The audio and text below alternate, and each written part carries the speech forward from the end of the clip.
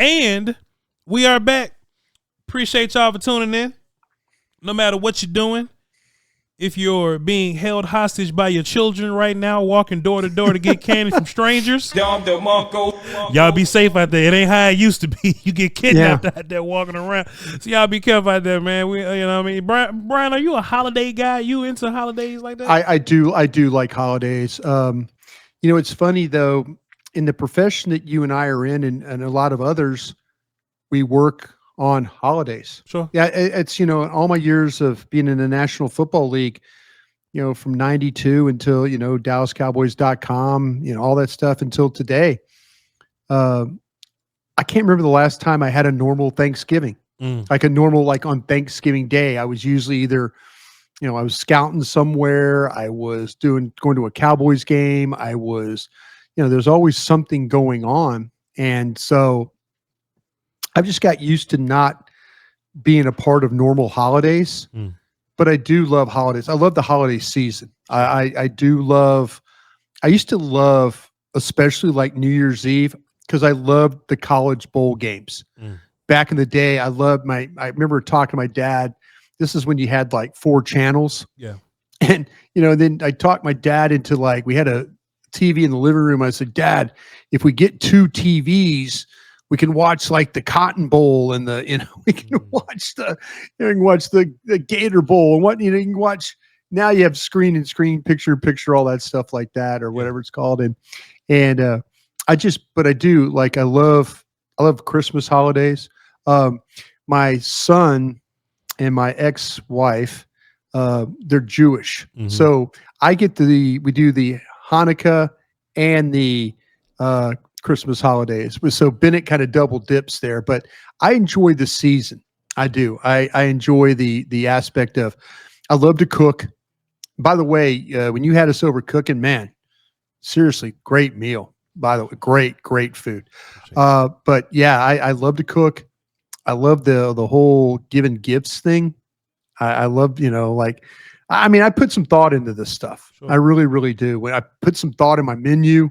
And I enjoy the holidays. I got to find a way to navigate holidays, man, because normally I'm the guy that goes home and travels for Thanksgiving. But, I'll just be like, I'll just not do YouTube or whatever. But, hey, when you got people paying you a lot of money to do post-game shows on Thanksgiving, you kind of got to do them. You do. You saddle up. It's funny. I've already talked with, my family about Thanksgiving, and they just naturally know that, okay, it has to be on Friday. That's when it has to be. I can't generally on Wednesday, I got to go. It's got to be Thursday we work. And then Friday, we have an opportunity to do that. So I've just gotten used to, like I say, when you're in NFL, when you get the schedule, you're going to work on Labor Day. You're going to work on Halloween. You're going to work on Thanksgiving. You're going to work on Christmas. You're going to work. And then nowadays, with the way that you and I and others do the draft, we start. I remember talking to David Hellman about this. We start on July 26th when the opening day of training camp, and you work basically until the middle of June. Yeah. Because of OTAs and mini camps. But if you really want to, if you're serious, you're serious about that, but a lot of people will work up until May 1st when the draft stops. But man, they got those OTAs and mini camps, and they let us go to that. And you got to talk about that. And I guarantee you and I'll be talking about it like we've done before. Well, Bryan, my mother and my grandmother watch this show religiously. They love to come back and reaffirm everything that we said. Y'all don't like Jerry Jones. Y'all don't like Mike McCarthy. like that's what my grandmother and my mother come and talk to me about. So hello to you fine ladies in your life. So you just explained to them why I can't come home for the holidays. All right. I'd say my mom watches too. And she's 81 years old and she loves this show. She is so happy that I'm working with you. It's like her favorite show. She likes me on Cowboys Break too, because she's a fan of Derek Eagleton. Sure. She really likes Derek Eagleton a lot too. So it's good for her for that. But been blessed to do these jobs. Whether it's the holidays or not, we're definitely blessed to do it. Can't complain, man. I used to take pizza to people's houses for Thanksgiving, so now we can do this. Tell you what, it's not a bad. That's a pizza on Thanksgiving ain't a bad thing. Now I'm telling you, now I've had one. I've had one on Christmas Day before. I've had a pizza on Christmas Day before. But not when you got to bring it to the hood and you know they're not going to tip you when it's dark outside. All right. But Brian, besides that's why we're talking football right now. why we doing this, Brian? Hey, Don DeMarco. Hey, man, there's a lot of people in Atlanta that's eating pizza in the hood right now, Bryan Broaddus. We got to try to figure out that defense. Who they are? We got to try to figure that defense out, Brian. Now, Brian, I said something a couple of days ago. I'm no prophet or anything like that, but I think it's just the writing is just clear. Yeah. The next few teams are going to be different than some of the last few teams that you've played. Some of the last few teams that you've played are very tough on defense. Right. Some of them are very, very tough on defense. And even if you look at the Lions game, they can be tough on defense because of how much they score on offense, right? Right. I had a feeling that the next couple of teams that you run into on this schedule, you can do some things to take advantage of them on their defense. They're going to score at a very high clip. So we could be talking about next week the Falcons. We can talk about the Eagles. We can talk about the Washington Football Wizards. All those teams are going to score. But I feel like you can take advantage of their defense and their secondary. So I feel like it's an imperative, Bryan Broaddus. It's very important. It's necessary. It's imperative that Mike McCarthy gets his stuff together. I wouldn't cuss, but your mom and my mama watching this show. He needs to get his stuff together so that we can at least keep this thing competitive offensively with these teams. Yeah, and it is there's things that we talked about yesterday with the Falcons offense that are legit. There's deficiencies in Atlanta's defense. There are deficiencies, and we've talked about this a little bit last week when we were talking with about the 49ers and how, hey, can you take advantage of this? Can you take advantage of that? And with the Falcons, you could watch their tape, and whether you watch tape, read metrics, whatever you want to do, they don't rush the passer well. Sure. They have a hard time getting pressure. And they even when they blitz, they have a hard time getting pressure. And they're one of the lowest in the league when it comes to sacks, when it comes to pressures. Now, here you are playing the Cowboys, they probably feel like, well, here's a get right game for us. Sure. You know, here's an opportunity for us to, man, all those times we haven't rushed the passer, you know, Chaz Green's going to play left tackle and we're going to get 6 sacks from a guy. You know, I'm sure that's when teams play Dallas. Now that's how they kind of feel playing against Dallas's offense. Sure. But there are other things that the Falcons do struggle in.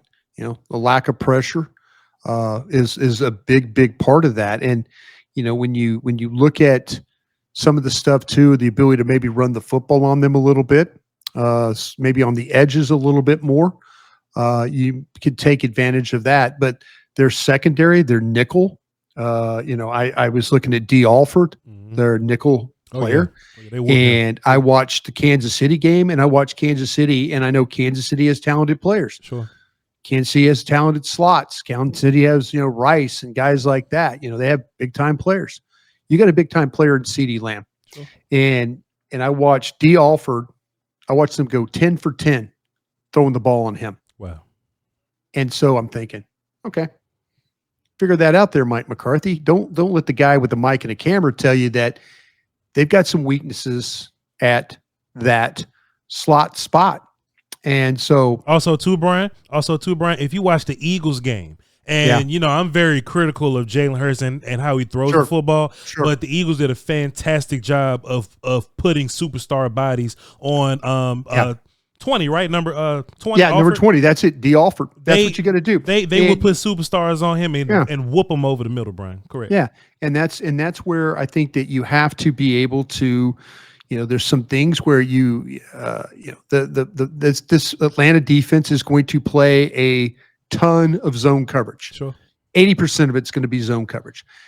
You're going to get in a situation where we've seen AJ Terrell, their very fine cornerback, who was actually taken, I think, the pick before CeeDee Lamb. Might have been the pick before, 2 picks before, but that same class. They've played against each other twice. In the old regime, Terrell played on the left side primarily. So you could kind of work Lamb away from him. Lamb has had 2 really nice games against Atlanta, but not against, Terrell hasn't been the primary cover guy because he stayed on one side of the field. That's changed now. Yeah. He will move to both sides of the field.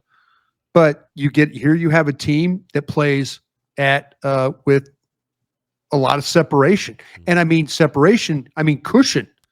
This could be a dangerous combination for them. And it has been at times. A lot of cushion and no pass rush. So, Bryan, let me ask you this. So, if they're going to travel AJ on Lamb, is this even more important that we use Tolbert to find Alford? I think what you need to do is I'm going to make Atlanta do something they probably won't do. I'm going to put Lamb in the slot.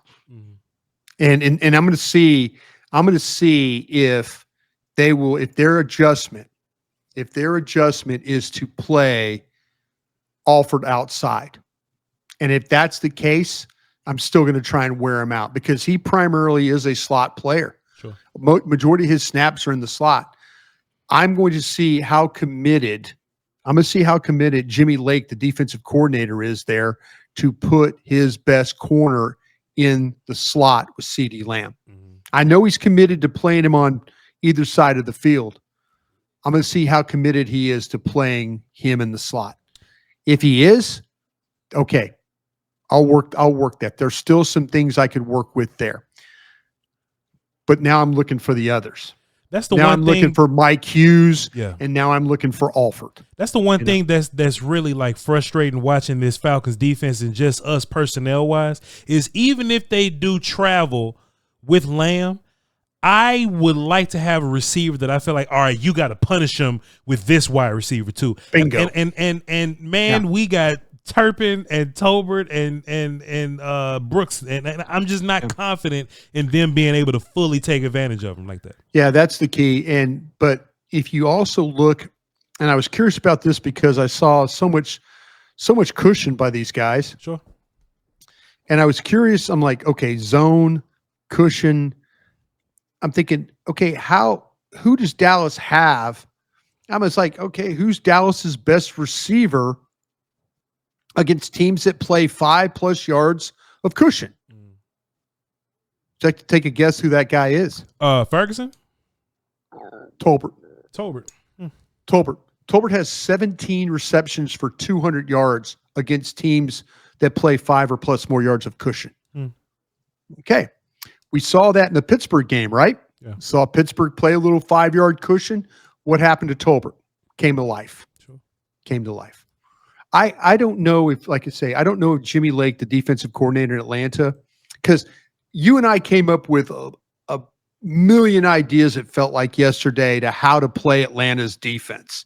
Yeah. Like, damn, you got to take some chances. You got to play press. You got to use Overshown as a blitzer. You got to play stack box. We were coming up with idea after idea. Is Atlanta willing to do the same thing that we were just talking about? Is Atlanta willing to play? Dak Prescott, if you look at the numbers, and this is the discussion we got in on 105.3 The Fan today, sure, and my guys were surprised this.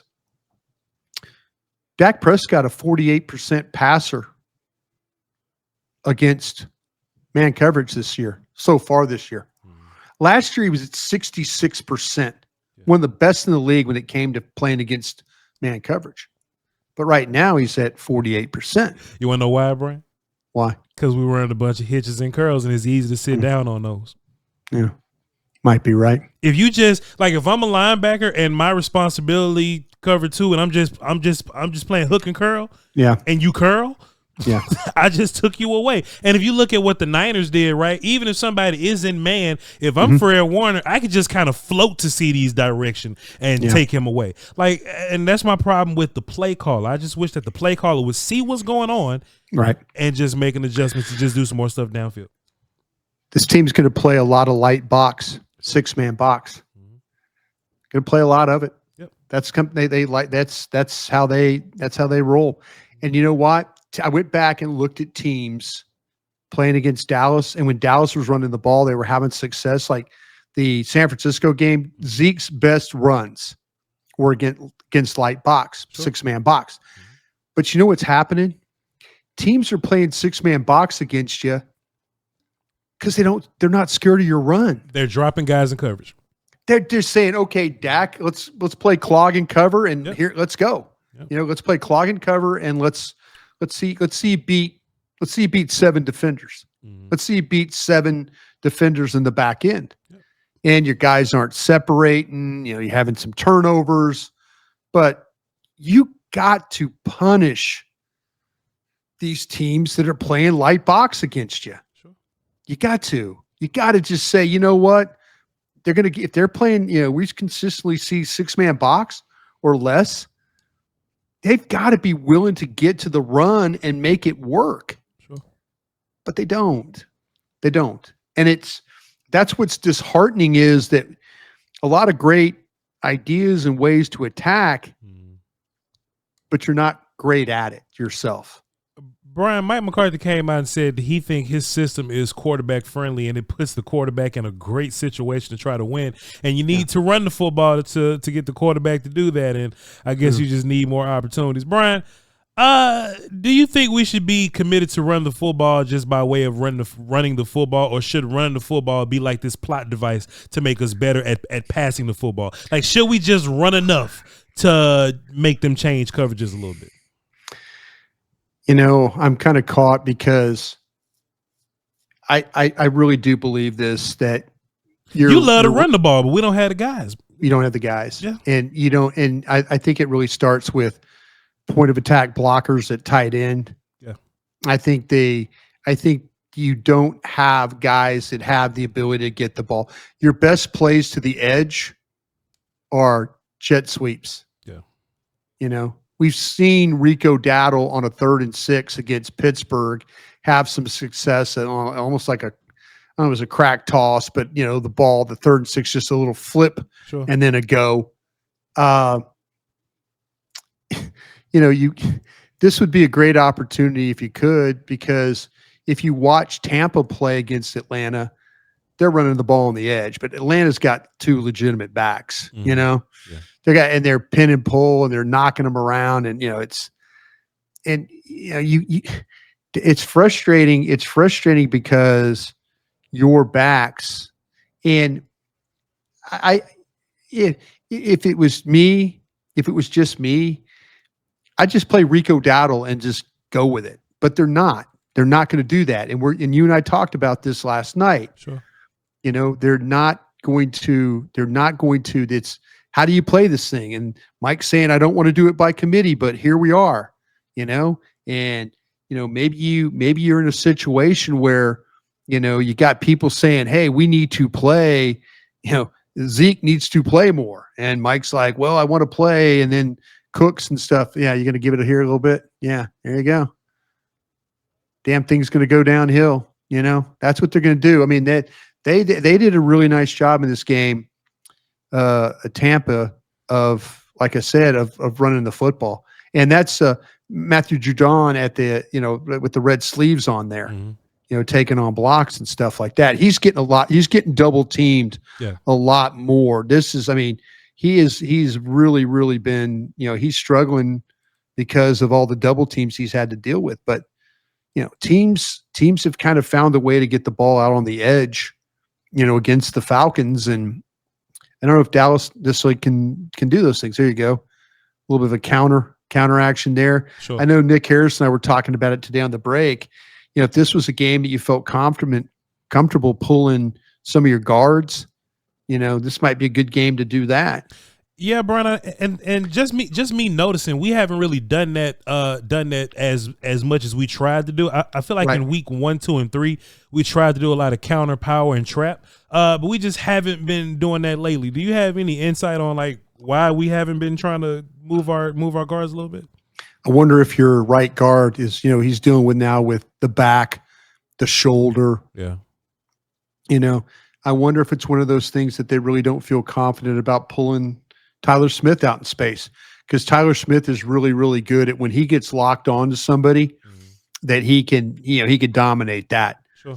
So they might be in a situation, the guy that could actually pull, is Steele. Sure. Steele's a guy that if you crack and have him pull into space, but the crack means you're going to get that block. And then now it's, we've had problems with Zach Martin. We've had problems with him getting up, and you might be in trouble just because of some injuries and, just wanting to keep a guy like Tyler Smith. You don't want to pull him. You just want to kind of play him in space. I mean, there's been times you mentioned they've run traps.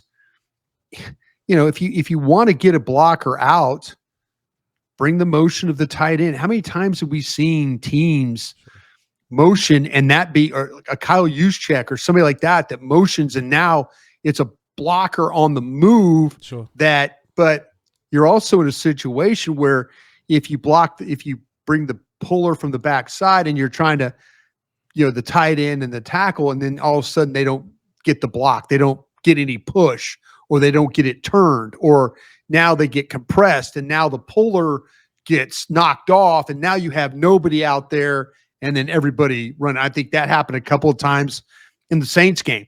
Like they were trying to puller gets knocked off, and now 3 guys are running downhill and nobody's blocked. They do not have a play. And this is, we interview Mark Schlereth every Tuesday. Sure. And Stink was telling us, he's like, listen, he goes, Stink has been a part of some of the greatest running offenses in the National Football League history. Oh, he was part of Joe Gibbs's counter tray package there when the Redskins, or excuse me, the Commanders, sure, at the time, the Redskins were running up and down the field with like the same play, pull and a pull and a pull and a get behind and a pull, and then out of a different formation, a pull and a pull. It's the same play, but out of different formations. And then he was a part of the Mike Shanahan stuff at Denver. So he knows a little bit about running the football. He goes, well, first thing you need to do when running the ball well is have a play you can run, and no matter what defense is played, you can get yards with it. Dallas doesn't have that play. No. They don't have a running play that they can use that gets them yards, that they can say, they can't stop this play. Sure. That's a big problem right now. Brian, I asked Nick Harris this the other day. You did. And I was like, Brian, I was like, Nick, but I'm asking you right now, Brian, how do you think this running back situation goes? I mean, we're still trying to figure out who's going to be the active guy, I guess. But but what I really want to know is, how are these snaps going to look? Rico Dowdle gets 20 carries and gives you the best rushing game, and the next week he gives you 2 carries in the first half, and then the next week I'm calling it a healthy scratch, Bryan Broaddus. I am no fool. I'm calling it a healthy scratch is where Rico Dowdle was last week. Sure. So what are we going to do with carries this week? There was a side of me that believed that I have no objection. I initially started off with the thought of series to series to series, and then whoever has the hot hand or whoever they appear to be blocking for better, maybe Rico Dowdle, some of the blunted plays they have, he's a little bit better. Maybe Dalvin Cook figures something out and he's a little better. I even thought about going from play to play. If you're going to throw, maybe have Rico in there. You're going to, if you Zeke in there, if you're going to run, but you just make sure that if you want to go, okay, hey, we're going to throw the ball. Okay, put Zeke in there. Put Zeke in there because he'll block and he'll get the hero block. Okay, think about running the ball. Put Rico in there. Run him. Okay, we're thinking about maybe throwing again. Oh, maybe Zeke comes back, and then you're going to run again. Oh, let's go with Dalvin Cook here. We're going to run an outside play. We're going to toss the ball. We're going to run it downhill. I would think about series to series to series, and then ride the hot guy from, say, the third quarter on, go that route. Or I would consider to do what teams like Atlanta and Detroit and others, where they just rotate their back. Every play, there's a different back playing. Might be something they think about doing. If like, hey, we're going to throw the ball. We're going to put Zeke in there because we feel like that he's a little bit better pass protector. Okay, think about running I'm thinking about getting to the sweep here. Like I said, Dalvin Cook, a little toss, see if he can get it downhill. Think about running the ball inside. Oh, let's say with Rico, let's go off tackle here a little bit. Try and do that. There are a couple of different ways they could play. McCarthy said it, running back by committee, he doesn't like it. But he needs to kind of figure some things out, because if everybody insists, maybe the front office is the one saying, we insist that Zeke is part of this, and we insist that Rico Dowdle is that Dalvin Cook's part of this. I smile. So you have to figure it out. I don't think it's. They'll probably say, the feel of the game, the flow of the game. Well, what you got to do is you got to get all three guys involved to get to the flow of the game. Sure. I just had a little smile on my face when you said something, Brian, because I didn't hear Mike McCarthy say it. Mike McCarthy, according to you, I guess he says that he doesn't like to do the whole committee thing. I was actually thinking, like whenever you were done talking, I was just gonna get around to saying I think Zeke is your new lead back. I just think Zeke is your new lead back. And that might be from, I don't know if that's a coach's decision, front office decision. It don't even matter. I just think that's what it is. And honestly, I don't even have an opinion on it at this point, because my opinion won't change nothing. Yeah. All I got to do is root for him, because I know he's going to be the guy. Zeke is going to be the guy, and I think Dalvin will get some work here or there. I think Rico may be insurance at this point. I don't know. We'll see. But Hunter Lipke, he'll be his role or whatever. But I think this is mainly going to be 15 and some of everybody else. Very well could be. Very well could be. Yep. But that's, like I say, I know my 2 cents is I would alternate the backs every play. Of course he would, yeah. As I would. And just see if there's something that somebody hits on. You're asking these offensive linemen, maybe the running style of one back is better suited for the way they block now. Maybe that's Rico Dowdle. We've seen that. Or maybe there's a couple of plays you can run with Zeke that's a little bit better, suited for how he's going to play. But I would alternate backs every play and find that guy. Throw the ball to, if you're going to throw the ball, maybe throw the ball to Dalvin Cook. You look, out in the flat, let him, make somebody miss, put a blocker out there in front, throw him a screen, do something. But whoever has the hot hand, I could ride that in the second half if I figure out something. Or maybe you just want to keep rotating the backs. Maybe all of a sudden you're kind of hitting them for some plays, and you just keep rotating, and the backs will say, well, we can't get in a rhythm that way. Sure. Okay. Would you rather us not get in a rhythm or you not play? Sure. Which one do you want to do? Sure. Which one do you want? You want to play one every 4 plays, or do you want to just stand there for 3 series and do nothing? I think you'd probably want to play. We'll leave it there, Bryan Broaddus. Hey, if we're gonna do it, it's gonna have to be passing the ball in the air. I think I think running isn't necessarily your superpower here. You're gonna have to live through 4. No, but you got to try. You're gonna have to try, yep. And you're gonna have to see if you can block this front. And it's a blockable group, and like I said, you don't need them to get well as pass rushers. Sure. You don't need to all of a sudden they're like looking like they're whatever team you want to say that's the all-time great pass rushing team. You don't want them all of a sudden to go from a team that gets no pressure to a team that has, in 40 pass plays, 40 dropbacks, they have 30 pressures. You don't want something crazy like that. Sure. We've seen that, and it doesn't work very well. Hey, we'll see. Bryan Broaddus, ladies and gentlemen, thanks so much for tapping in with us, sir. We're going to do this again Thank you, tomorrow. sir. We're going to get some good questions going. Brian going to ask me some. I'm going to ask him some. Y'all get something for us. Yeah, there you go. Got that right. There you go. And we'll be reading y'all's comments, so leave them down there, and we'll compile some of those, and we'll do a good old segment of y'all ask this, and we'll do it like that. All right? Yeah. Y'all be sure to follow me on my socials there. Voch Lombardi, y'all know about me. It's all good. I'm nobody important. But Bryan Broaddus, B-R-Y-N Broaddus here on social media. Y'all be sure to tap in with him, and he'll give you all the information you need, and go check him out on all his other platforms. Okay? Lay y'all the peace, man. Y'all hold down. We'll catch y'all next time. Crown.